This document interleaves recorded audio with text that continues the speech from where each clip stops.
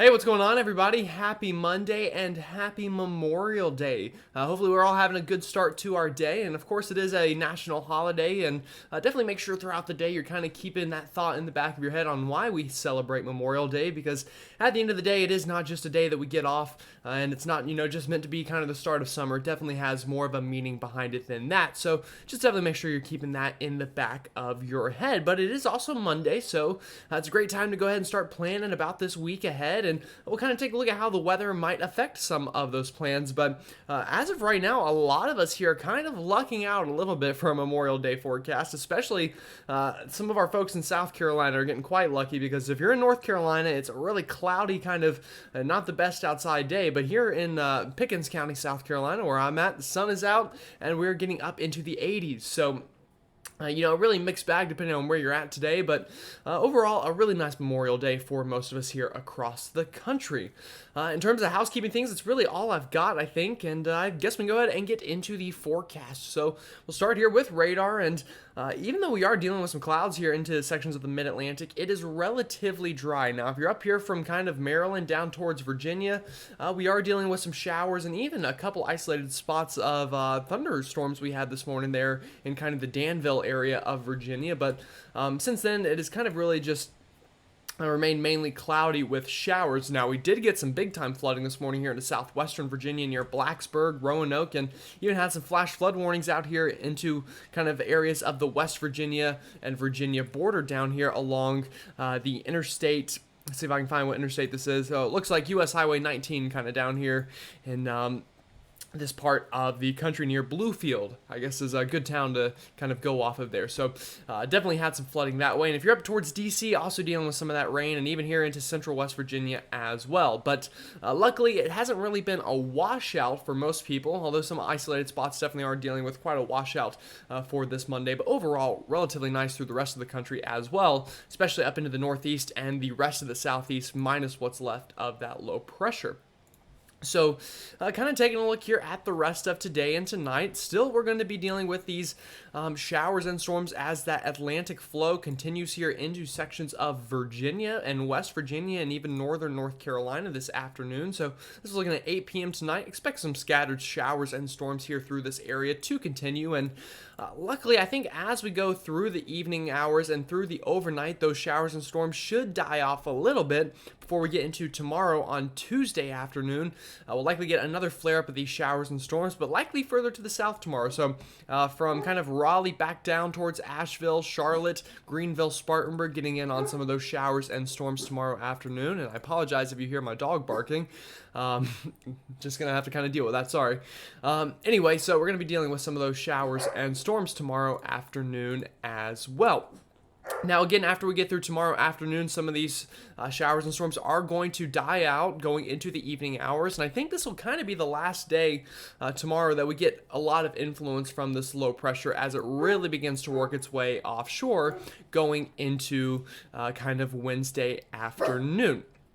Anyway, as we move this ahead into early Wednesday morning, again, it looks a lot drier than the afternoon hours of today and tomorrow. All right, so taking a look now at kind of the overall pattern and what we're dealing with.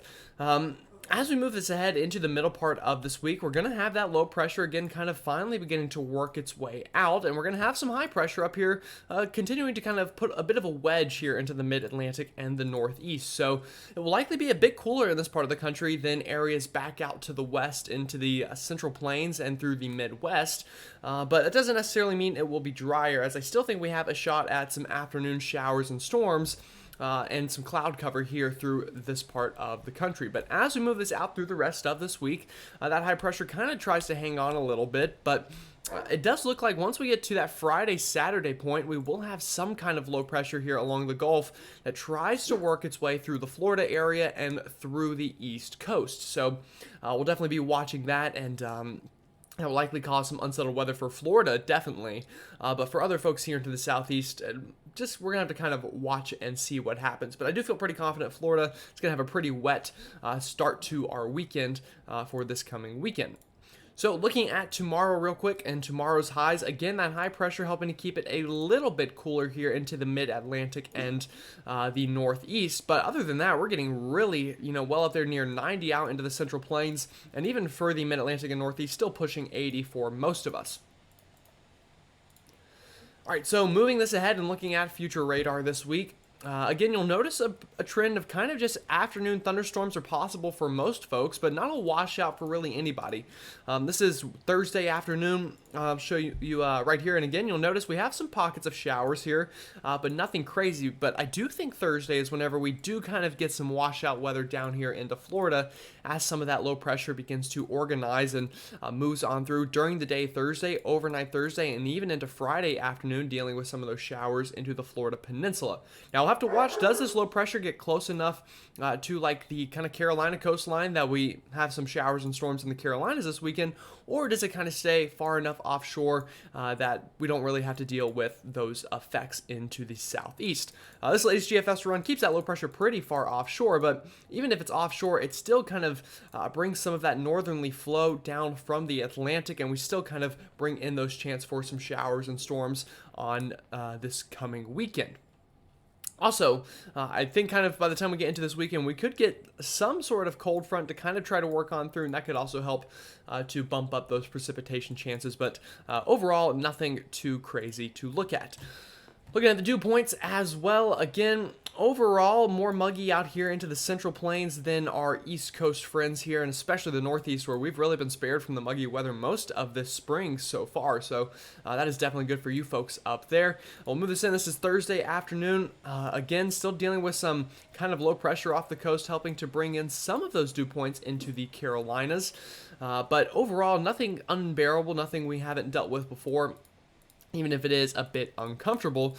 Before going into this weekend, again, I think there's some signs of maybe some drier air trying to work in on the backside here into the mid-Atlantic. So kind of just the overall theme here is more muggy out here into the Great Plains and Midwest compared to our East Coast friends who are going to kind of get a bit more of, not quite as high on those dew points and a little bit of drier air, I think, as an overall pattern.